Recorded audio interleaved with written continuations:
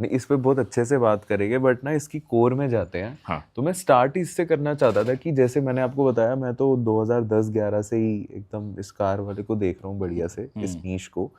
तो उस टाइम था पूरा सेडान का एकदम बोलबाला। Right. Sedan was like the epitome of luxury, her family को सेडान चाहिए थी।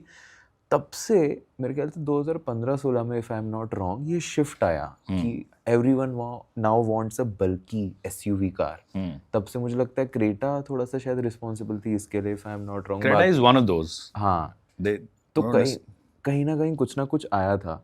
तो आप जब ये पूरा शिफ्ट देते हुए, जो लोग माइलेज के पीछे भागते थे, अब भागते हैं कि गाड़ी कितनी बड़ी है, कितनी मैसिव लग रही है उसके पीछे, how do you see this trend? I think देखिए, जो एसयूवी राइज का जो ट्रेंड है, it's not India specific honestly. मतलब अगर आप यूरोप भी देखोगे, यूएस भी देखोगे, so all these countries have evolved कि हमें अब बड़ी गाड़ी चाहिए। और वो बड़ी गाड़ी ना एक सॉर्ट ऑफ ह्यूमन साइकोलॉजी के हिसाब से काम करता है कि बड़ी है मतलब स्टेटस बड़ा है अपना, ऐसे काम करता है। एनीथिंग, क्योंकि पहले sedans used to be really cool कि भैया सिडान का मतलब है कि एग्जीक्यूटिव्स चला रहे हैं, सिडान का मतलब है सक्सेसफुल लोग चला रहे हैं। बट अटेंशन ग्रैबिंग नहीं है हिसाब किताब। अटेंशन ग्रैब करती है बड़ी बिग एसयूवीज। सो एनीबडी, आप एक फोर्ड एस्कॉर्ट चलाते थे एक टाइम पे, अगर आप एंडेवर पे मूव करें तो Endeavour brings in that attention, Fortuner brings in that attention. तो ये आई थिंक वो साइकोलॉजी भी है कि इफ आई हैव अराइव्ड, इसका मतलब है कि मेरे पास में बड़ा हिसाब किताब है। ठीक है, तो आई थिंक वो चीज़ है। ऑल्सो पहले सेडान्स हमारे पास इसलिए भी थे क्योंकि पहले ऑप्शंस भी नहीं थे हमारे पास में। हाँ, और मेरे ख्याल से थोड़ा सा लोग उसको थोड़ा टोन डाउन करके भी देखते थे कि यार बड़ी गाड़ी है, वो गुंडे चलाते हैं, ऐसे टाइप का एसयूवीज को। तो एसयूवीज जनरली हमेशा देखिए, अब जो डाइल्यूटेड फॉर्म ऑफ एसयूवी है, या सूडो एसयूवीज हैं, या क्रॉसओवर्स, हैच टर्न्ड एसयूवीज हैं, सूडो एसयूवीज हैं।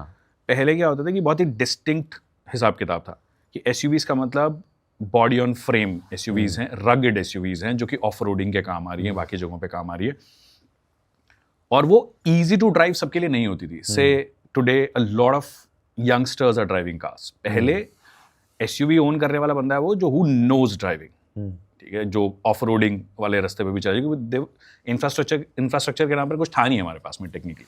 So you need all those rugged SUVs.